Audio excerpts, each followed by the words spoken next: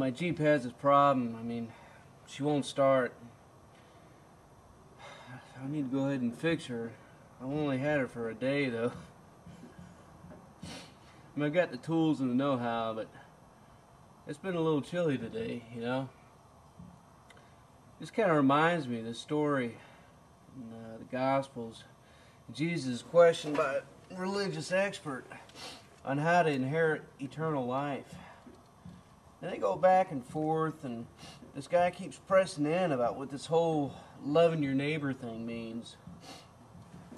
Jesus, in his usual fashion, you know, he doesn't give direct answers.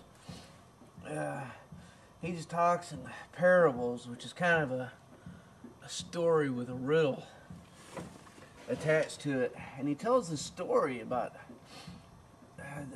this thing, and most people read it, you know, as a AAA advertisement. But he ends with a question of his own.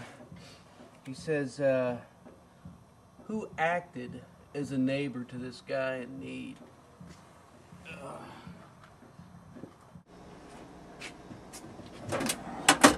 Already losing my light.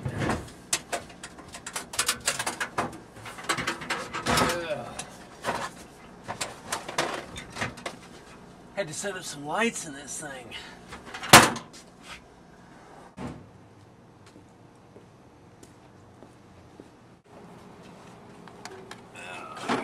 Just the problem is that we often see people just like this Jeep, you know, broken down, dirty, needing to be cleaned up and saved and fixed.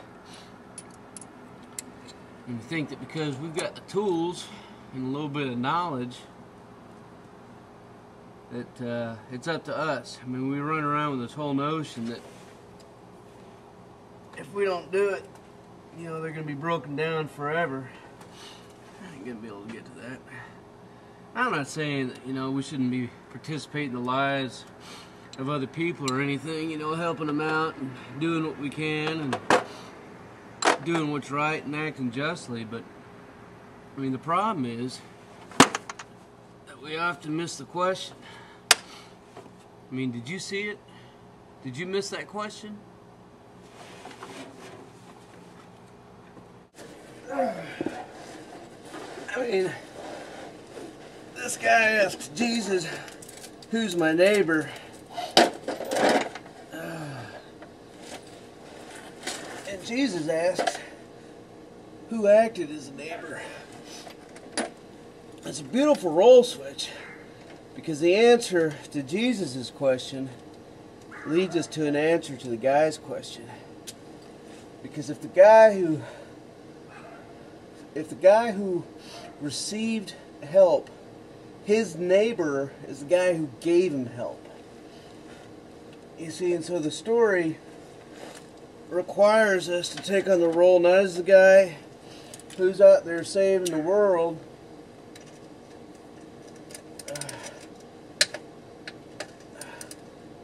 but as the guy who's half dead and needing help.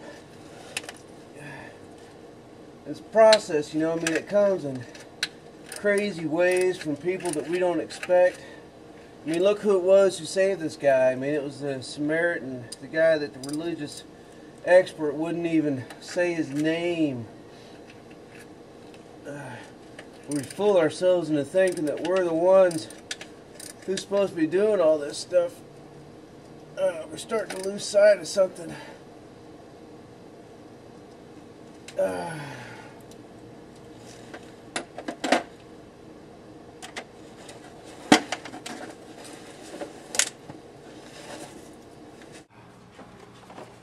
mean, we're missing the fact that just like this Jeep, we're going to break down again. I mean, just because we have a brand or a title or a bill of sale, or because we're a member of someplace like a church, doesn't take it all away. And when we think that it does, we ignore our own brokenness and the fact that we ourselves are in need of some being rescued.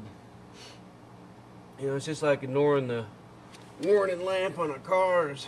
You know, if we keep turning it off and resetting it, the result is catastrophic. All right.